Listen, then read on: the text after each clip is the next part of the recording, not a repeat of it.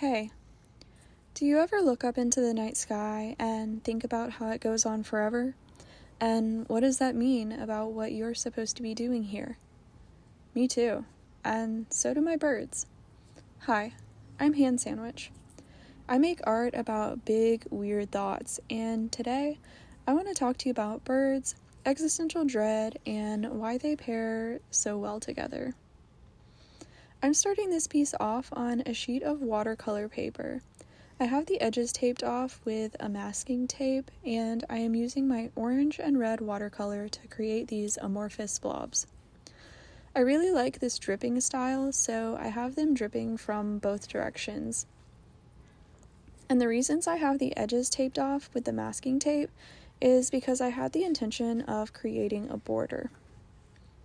Inspired by my own lifelong grappling with existential questions that have honestly left me feeling quite hopeless and distressed at times, I'm creating a mixed media series where each bird represents an existential concept.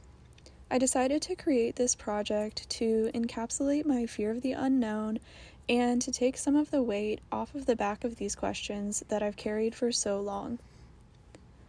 For years, these questions felt crushing, the kind that keep you up at night, looping endlessly in your mind, asking, what's the point? What am I supposed to be doing? Is there meaning to any of this? And if you've ever been stuck in that loop, I want you to know I see you. You are not alone. So while that dries, I like to use my sketchbook to draw out the line work. For this one, I sketched it with pencil first, which is not something that I always do. But I was creating this piece slightly bigger, so I wanted to be sure it looked like a good size before I set it in stone, so to speak. Then, after I went over the outlines in pen and added in any of my details. Recently, I've been thinking, what if asking the big questions doesn't always have to lead to dread? What if they could lead to inspiration, to weird, beautiful art? To laughter even? What if they could lead to the realization that life is weird and beautiful and humorous too? That's where my series comes in. This project is for people who are asking themselves those huge, unanswerable questions. The kinds of questions that feel like they should have come with some sort of instruction manual, but didn't. I want to help you find peace with them like I have. Well, am finding, because it's definitely a process. I want to help you sit with the unknown and feel like you can ponder it for pleasure and not out of desperation for answers. I am hugely interested in philosophy. I love reading it, I love the theories, I love studying it, but I have to admit it's hard for me to have conversations about it. I think there's a fear of being wrong that makes me a horrible debater when it comes to these ideas. Something is really quite viscerally scary to me about thinking I might be wrong about something I've long considered so serious and important to, quote-unquote, get right.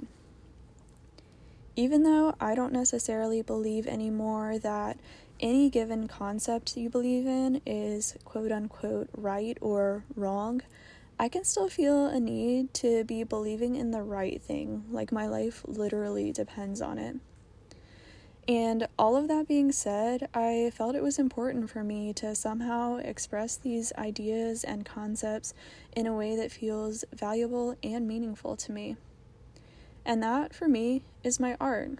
Plus, I get to combine some of my favorite things, thinking about philosophy and making cartoon art. Here, I'm just going back in with my eraser over these pen lines and taking off the pencil marks.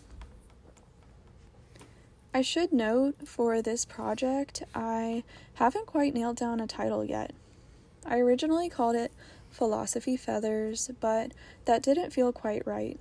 It felt a little too on the nose, and I think it is. It just sounds a little too cerebral. I also don't want my project to be inaccessible to someone who doesn't really know about philosophy, and Philosophy Feathers is a little too philosophy and not enough feathers, and there are a lot of unanswerable questions, but we are chill about it. You get it. So I'm going to keep cooking on the title. I'm thinking it's gotta be punny for sure, or I'm missing a huge opportunity. Now I'm just taking this sheet out of my sketchbook. I'm going to tear it out. Fortunately, these pages are perforated, and I'm going to be cutting out the bird, the thought bubble with the bird floating above himself, which, by the way, the idea behind this one is I think, therefore I am. When I was thinking of philosophies just in general, I thought of cognito ergo sum, as one does, and I decided to go with it. Originally, and a little peek behind the curtain for you, I wasn't going to pour my heart out about my lifelong existential fears. But when I started prodding myself with the question, why am I doing this, it couldn't be avoided. I have to share it because I know I am not alone, and if my art is for anything, it's for human connection and contemplation.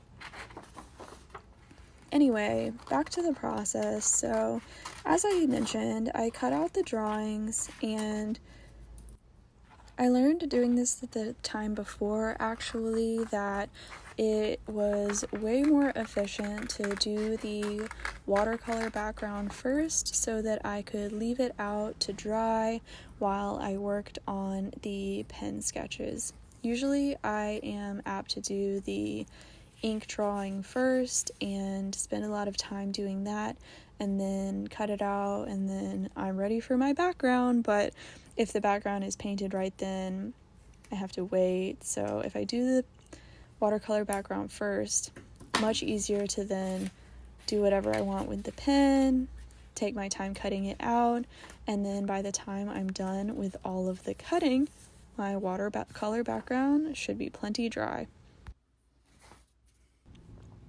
As you can see, there's the cutout of the large bird, and as I mentioned earlier, the thought bubble of the smaller bird really demonstrating the point of him thinking of himself and thusly also his own existence. As you can see too, I made him sweaty because if you're anything like me, pondering your own existence will definitely have you breaking a sweat, like level 2 fat burn zone heart rate just from the thoughts.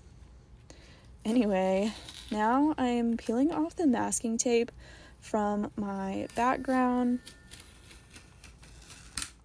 and I have to say, you can't really tell in the video, but it did rip my paper quite a bit. I am not a professional at doing the masking process.